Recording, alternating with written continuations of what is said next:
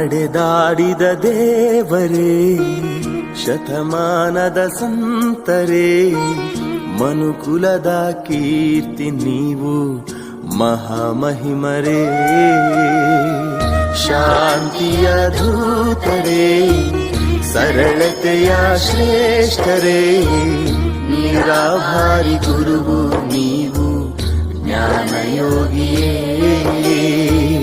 ಗುರುವೆ ನೀವೇ ನಮ್ಮ ಬೆಳಕು, ಅಮರ ಎಂದು ನಿಮ್ಮ ಬದುಕು.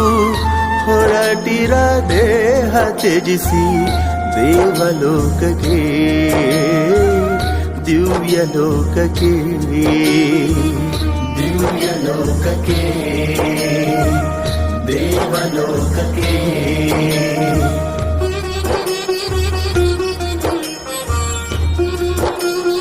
ಗದವರು ಕಾಮಧೇನು ಮನದವರು, ಕಲ್ಪವೃಕ್ಷ ಗುಣದವರು, ಪುಣ್ಯಕೋಟಿ ಕುಲದವರು, ಜಗದ ಶ್ರೇಷ್ಠ ಗುರು ತಾವು.